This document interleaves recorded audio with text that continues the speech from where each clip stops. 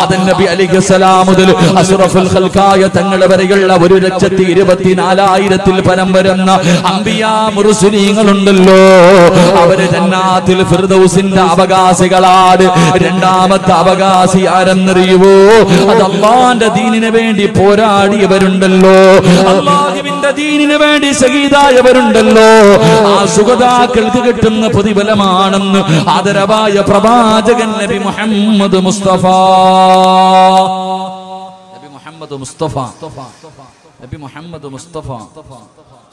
അല്ലാഹുവിന്റെ പ്രവാചകൻ പറഞ്ഞു, പോകുകയാണെങ്കിൽ ജന്നാത്തുൽ ഫിർദൗസിൽ പോകണം.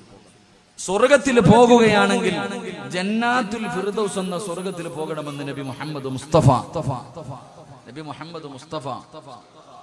സല്ലല്ലാഹു അലൈഹി വസല്ലം. ആരെങ്കിലും അല്ലാഹുവിനോട് ദുആ ചെയ്യുമ്പോൾ സ്വർഗം ചോദിച്ചാൽ സ്വർഗം തരണേ എന്നല്ല, ജന്നാത്തുൽ ഫിർദൗസ് എന്ന സ്വർഗം ചോദിക്കണേ എന്ന് നബിയുനാ റസൂലുള്ളാഹി. അള്ളാഹു നമുക്കൊക്കെ അവിടെ എത്താൻ ഭാഗ്യം നൽകി അനുഗ്രഹിക്കുമാറാകട്ടെ. അതുകൊണ്ടാ പ്രവാചകൻ പറഞ്ഞത്, നിങ്ങൾ ദുആ ചെയ്യണം, എന്റെ വസീല തേടണം, എനിക്ക് വേണ്ടി ദുആ ചെയ്യണം. ബാങ്ക് വിളിച്ചതിന് ശേഷം 6 സമയങ്ങളിൽ ആരെങ്കിലും ദുനിയാവിന്റെ കാര്യം സംസാരിച്ചാൽ അവന്റെ 30 കൊല്ലത്തെ ഇബാദത്ത് നഷ്ടപ്പെട്ടു പോകുമെന്ന് മഹാനായി അലിയാരി തങ്ങൾ പഠിപ്പിക്കുന്നു. അള്ളാഹു ഈമാൻ നൽകി അനുഗ്രഹിക്കുമാറാകട്ടെ. സംസാരിക്കാൻ പാടില്ലാത്ത 1ാമത്തെ സമയം ബാങ്ക് വിളിക്കുമ്പോഴാണ്. ബാങ്ക് വിളിക്കുന്ന സമയം, ആ സമയത്തായിരിക്കും നമ്മുടെ ജീവിതത്തിൽ ഏറ്റവും കൂടുതൽ സംസാരിക്കുന്നത്. പള്ളിയിൽ നിന്ന് ബാങ്ക് വിളിക്കുന്ന സമയത്താണ് ഞാനും നിങ്ങളും എല്ലാവരും ബാങ്ക് വിളിക്കുന്ന സമയത്താണ് നമ്മൾ സംസാരിക്കുന്നത്. അള്ളാഹു നമ്മളെ കാക്കുമാറാകട്ടെ, അള്ളാഹു നമുക്ക് ഈമാൻ നൽകുമാറാകട്ടെ. 30 വർഷത്തെ ഇബാദത്ത് നഷ്ടപ്പെട്ടു പോകും. 2, എന്റെ വിഷയമല്ലെങ്കിൽ ഞാൻ സൂചിപ്പിക്കാം, എന്റെ പ്രിയമുള്ള സഹോദരങ്ങളെ, സംസാരിച്ചാൽ 30 കൊല്ലത്തെ ഇബാദത്ത് നഷ്ടപ്പെട്ടു പോകുന്ന 1ാമത്തെ സ്ഥലം ബാങ്ക് വിളിക്കുമ്പോഴാണ്. അള്ളാഹു സൂക്ഷിക്കാൻ ഭാഗ്യം നൽകി അനുഗ്രഹിക്കുമാറാകട്ടെ. ബാക്കി 5 സ്ഥലങ്ങളുണ്ട്, എന്റെ വിഷയവുമായി ബന്ധപ്പെട്ടതല്ല. വേണമെങ്കിൽ പറഞ്ഞുതരാം. കേൾക്കണോ? വേണ്ടേ? താല്പര്യമുള്ളവർ കൈപൊക്കിക്കും. ബാക്കിലുള്ളവർക്കൊന്നും വേണ്ടായിരിക്കും, കാരണം നിങ്ങൾ VVIPകളായിരിക്കും. നിങ്ങൾ 100ാമത്തെ സ്വർഗത്തിന്റെ മുകളിൽ 101 പോകാതിരിക്കുന്നവരാ. എന്റെ പ്രിയമുള്ള സഹോദരങ്ങളെ, സ്വർഗത്തിൽ പോകാനൊന്നുമില്ല. ഒരൊറ്റ വട്ടം സംസാരിച്ച 30 കൊല്ലം. ഞാൻ ബാങ്ക് വിളിക്കുന്ന സമയത്തൊന്ന് സംസാരിച്ചാൽ എന്റെ ജീവിതകാലം മുഴുവൻ ഉണ്ടാക്കി വെച്ചതൊക്കെ പോയി. ഞാൻ എന്റെ 30 വയസ്സായി, 31ാമത്തെ വയസ്സിലേക്ക് കടക്കുന്നു. എന്റെ പ്രിയമുള്ളവരെ, ഞാൻ ഒരൊറ്റ പ്രാവശ്യം സംസാരിച്ച എന്റെ ആയുസ്സിൽ വഴുതു പറഞ്ഞതും പള്ളി കെട്ടിക്കൊടുത്തതും സദക്ക വാങ്ങിക്കൊടുത്തതും എല്ലാം പോയി. ഒറ്റ പ്രാവശ്യം സംസാരിച്ച പിന്നെ എന്താ ബാക്കി ഉണ്ടാവുക? അള്ളാഹു നമ്മളെ കാക്കുമാറാകട്ടെ. അപ്പൊ 1ാമത്തെ സമയം ബാങ്ക് വിളിക്കുന്ന സമയം. 2 അള്ളാഹുവെ പടച്ചവനെ, ഇൽമിന്റെ മജ്ലിസിൽ ഇരുന്ന് സംസാരിക്കല്ലേ എന്ന് മഹാനായ സയ്യിദുനാ അലി ഇബ്നു അബീ താലിബ് റളിയല്ലാഹു തആല. ഇൽമിന്റെ മജ്ലിസിൽ, ഇത് സ്വർഗമാണ്, നല്ല കാര്യം പറയുന്ന സ്ഥലത്ത് വന്നിരുന്നിട്ട് ചർച്ച ചെയ്യാൻ പാടില്ല. വഴുത് പറയുന്നത് കേൾക്കുക, ഇല്ലെങ്കിൽ ഇരുന്ന് ഉറങ്ങുക. ഇവിടെ ഇരുന്നിട്ട് വെറുതെ പ്രതിഫലം നഷ്ടപ്പെടുത്തിട്ട് ആവശ്യമില്ലാത്ത സംസാരം. പടച്ചവന് ചെറുപ്പക്കാരൊക്കെ പറയാറുണ്ട്, ഉസ്താദ് വഴുതിന് പോകുമ്പോ ഈ മൊബൈൽ ഉപയോഗത്തെ കുറിച്ചൊന്ന് പറയണം. അവിടെ ഇരുന്ന് വാട്സപ്പ് പ്രയോഗം നടത്തുന്നവരാ അല്ലേ? ഇൽമു പറയുന്ന സദസ് മജ്ലിസുകളിൽ ഇരുന്നിട്ട് എന്റെ പ്രിയമുള്ള സഹോദരങ്ങളെ സംസാരിക്കാൻ പാടില്ല. 3 അള്ളാഹുവിന്റെ വിശുദ്ധമായ ഖുർആൻ ഓതിക്കൊണ്ടിരിക്കുമ്പോ ഇടയ്ക്ക് കയറി സംസാരിക്കല്ലേ എന്ന് മഹാനായ സയ്യിദുനാ അലി അബീ താലിബ് റളിയല്ലാഹു അൻഹു. ഖുർആൻ ഓതിക്കൊണ്ടിരിക്കുമ്പോ ഇടയ്ക്ക് കയറി സംസാരിക്കാം. ഖുർആൻ ഓതിക്കൊണ്ടിരിക്കുന്നതിന്റെ ഇടയിൽ അള്ളാഹു പടച്ചവനെ സംസാരിക്കും. ബിസ്മി ഒന്നും ഓതത്തില്ല, വീണ്ടും ഓതര തന്നെ. നിന്റെ 30 കൊല്ലത്തെ ഇബാദത്ത് നഷ്ടപ്പെട്ടു പോകും. അതുപോലെ തന്നെ എന്റെ പ്രിയമുള്ള സഹോദരങ്ങളെ, നമസ്കാരത്തിന്റെ സമയം,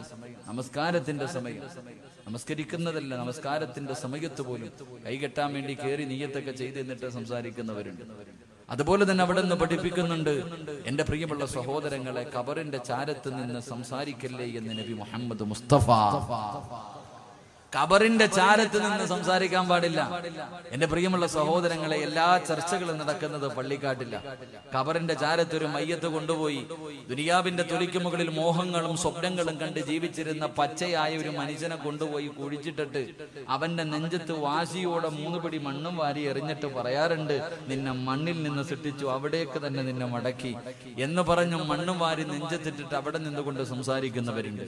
എന്റെ പ്രിയമുള്ളവരെ, ഖബറിന്റെ ചാരത്ത് നിന്ന് സംസാരിക്കാൻ സംസാരിക്കരുത്, ദുനിയാവിന്റെ കാര്യം സംസാരിക്കരുത്. നിന്റെ 30 കൊല്ലത്തെ ഇബാദത്ത് നഷ്ടപ്പെട്ടു പോകും.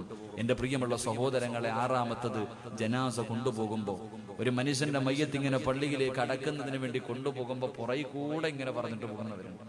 മയ്യത്ത് കൊണ്ടുപോകുമ്പോൾ ലാ ഇലാഹ ഇല്ലല്ലാഹ് എന്ന് പറഞ്ഞു കൊണ്ടുപോകും. അതിന്റെ കൂടെ അവന്റെ പച്ചയിറച്ചി നിന്നോണ്ട് പോകുന്നവരുണ്ട്. അള്ളാഹു നമ്മളെ കാക്കുമാറാകട്ടെ. അതുകൊണ്ട് 6 സ്ഥലങ്ങളിൽ സംസാരിക്കരുത്. അള്ളാഹു നമുക്ക് ഈമാൻ നൽകി അനുഗ്രഹിക്കുമാറാകട്ടെ. മഹാനായ നബി മുഹമ്മദ് മുസ്തഫ സ്വല്ലല്ലാഹു അലൈഹി വസല്ലമ തങ്ങളോട് സ്വഹാബത്ത് ചോദിച്ചു, നബിയെ, പ്രവാചകന്മാരും ശുഹദാക്കളും മാത്രമേ ഈ സ്വർഗ്ഗത്തിൽ പോകത്തുള്ളൂ? പ്രവാചകന്മാരും ശുഹദാക്കളും മാത്രമേ ഈ ജന്നാത്തുൽ ഫിർദൗസ് എന്ന സ്വർഗ്ഗത്തിൽ പോകത്തുള്ളൂ? അവിടെ പോകാൻ വല്ല അവകാശമുള്ള വേറെ ആരെങ്കിലും ഉണ്ടോ? എന്റെ പ്രിയമുള്ള സഹോദരങ്ങളെ, ചില നല്ല കാര്യങ്ങൾ ആരെങ്കിലും തന്റെ ജീവിതത്തിൽ ചെയ്താൽ അവന് ഫിർദൗസ് എന്ന സ്വർഗ്ഗമുണ്ടെന്ന് നബി മുഹമ്മദ് മുസ്തഫ. ആർക്കെങ്കിലും നാളെ പ്രവാചകന്മാരും ശുഹദാക്കളും കിടക്കുന്ന സ്വർഗ്ഗത്തിലെ 100ാമത്തെ പദവിയിൽ നമ്മുടെ വാപ്പയായ ആദം നബി മുതൽ അഷ്റഫുൽ ഖൽഖായ തങ്ങൾ വരെ വരില്ല. ആ ലക്ഷക്കണക്കിന് പ്രവാചകന്മാരുടെ കൂടെ നടക്കാൻ നിനക്ക് ആഗ്രഹമുണ്ടോ? ചില നന്മകൾ നിന്റെ ജീവിതത്തിൽ ചെയ്താൽ നിനക്ക് എളുപ്പമായി അവിടെ എത്താൻ കഴിയുമെന്ന് നബി മുഹമ്മദ് മുസ്തഫ സ്വല്ലല്ലാഹു അലൈഹി വസല്ലമ തങ്ങൾ പറഞ്ഞു തരുന്നു. ആ എളുപ്പ വഴി നമുക്ക് പഠിക്കാം, ജീവിതത്തിൽ പ്രാവർത്തികമാക്കാം. അള്ളാഹു തൗഫീഖ് നൽകി അനുഗ്രഹിക്കുമാറാകട്ടെ. അവസാനം ഇവിടെ നിന്ന് പിരിയുമ്പോൾ ഞാനൊരു എളുപ്പ വഴികൾ പറഞ്ഞു തരാം. ഒന്ന് കൂടെ കൂടിയാൽ മതി. നമുക്ക് ഇവരുടെ കൂടെ പോകാൻ, അവിടെ എത്താൻ ഒരു എളുപ്പ വഴി, ഒരു ഷോർട്ട് കട്ട് പറഞ്ഞു തരാം. ഇൻഷാ അല്ലാഹ് ജീവിതത്തിൽ ചെയ്യുക. അള്ളാഹു ഭാഗ്യം നൽകി അനുഗ്രഹിക്കുമാറാകട്ടെ. അവസാനം വരെ ഇരുന്നിട്ട് സഹിച്ച്, അവസാനം വരെ ഞാൻ പറയുന്നതെല്ലാം കേട്ട് സഹിച്ച് ഇവിടെ ഇരുന്നിട്ട് പിരിയുമ്പോൾ നിങ്ങൾക്ക് പറഞ്ഞു തരാൻ ഒരു ദിക്റുണ്ട്. അള്ളാഹുവിന്റെ പ്രവാചകൻ സ്വല്ലല്ലാഹു അലൈഹി വസല്ലമ തങ്ങളെ നിനക്ക് സ്വപ്നം കാണണോ? നമ്മുടെ മോഹമാണ് ഈ ദുനിയാവിൽ നിന്ന് കണ്ണടയുന്നതിന് മുമ്പ് അള്ളാഹുവിന്റെ പ്രവാചകനെ സ്വപ്നം കാണണമെന്ന് ആഗ്രഹിക്കാത്ത മുസ്ലിം ഖബറിനകത്ത് കിടക്കുമ്പോ അവിടെയും നിനക്ക് പ്രവാചകനെ കാണാൻ കഴിയും. ദുനിയാവിൽ ജീവിക്കുമ്പോഴും പ്രവാചകനെ കാണാം, ഖബറിനകത്തും പ്രവാചകനെ കാണാം. നാളെ പരലോകത്ത് പ്രവാചകന്റെ സഹായം നിനക്ക് കിട്ടും. നാളെ സ്വർഗത്തിൽ ജന്നാത്തുൽ ഫിർദൗസിൽ പ്രവാചകന്റെ കൂടെ നിനക്ക് കടക്കാൻ കഴിയുന്ന ഒരു ദിക്ർ ഞാൻ പറഞ്ഞു തരാം. അതെല്ലാ ദിവസവും നീ പറഞ്ഞാൽ അള്ളാഹു നിനക്ക് അതിനുള്ള ഭാഗ്യം തരുമെന്ന് നബി മുഹമ്മദ് മുസ്തഫ.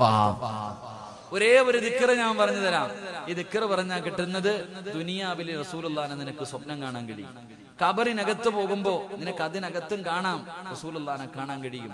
നാളെ പരലോകത്ത് വെച്ച് പ്രവാചകന്റെ സഹായം ശഫാഅത്ത് കിട്ടിയിട്ട് സ്വർഗ്ഗത്തിൽ പോയിട്ട് എന്റെ പ്രിയമുള്ളവരെ പ്രവാചകൻ കഴിയുന്ന ജന്നാത്തുൽ ഫിർദൗസിൽ നിനക്ക് ഒരുമിക്കാൻ കഴിയുമെന്ന് നബി മുഹമ്മദ് മുസ്തഫ സ്വല്ലല്ലാഹു അലൈഹി വസല്ലം. ആ ഒരു ദിക്റും പറഞ്ഞിട്ട് വേണം നമുക്ക് ഇന്ന് ദുആ ചെയ്തു പിരിയാൻ. അല്ലാഹു ഭാഗ്യം നൽകി അനുഗ്രഹിക്കുമാറാകട്ടെ. അല്ലാഹു ഭാഗ്യം നൽകി അനുഗ്രഹിക്കുമാറാകട്ടെ.